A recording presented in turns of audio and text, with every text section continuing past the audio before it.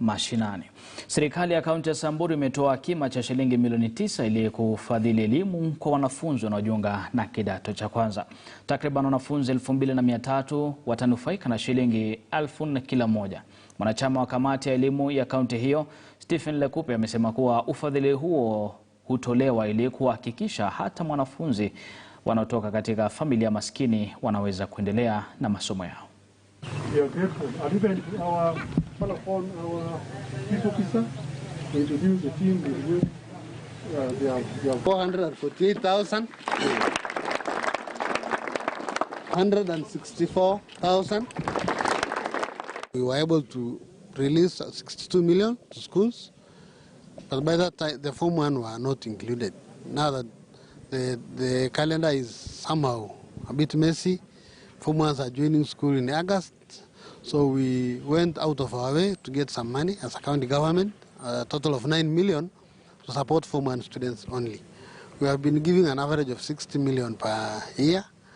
Last year we gave 62 million.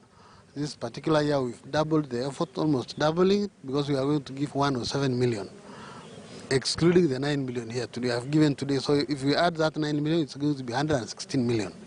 So we hope the money is going a long way to support the poor students from the county, and beside the scholarships we have been giving.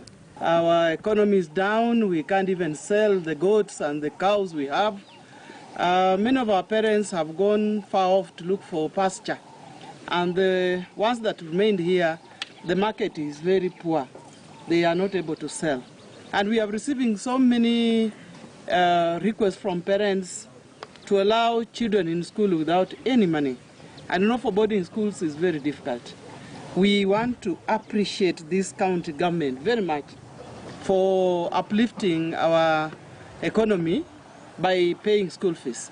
What I want to tell our students is this, that let us struggle as parents and as the county government, but produce the results. Na mtazamaji, tukiachana na masuala ya elimu kwa sasa, ni kuwa idadi ya watu wanaolazwa hospitalini baada ya kulemewa na virusi vya COVID-19 inaendelea kuongezeka, na sasa hospitali za humu nchini zinaonekana kuzidiwa. Wataalamu wa masuala ya afya sasa wanataka serikali za kaunti kuchukua hatua zaidi kukabiliana na maambukizi na kuwahudumia wale walioambukizwa. Mwanahabari Saada Hassan ana taarifa zaidi. Takwimu kutoka shirika la World Meters zinaashiria kuwa maambukizi ya virusi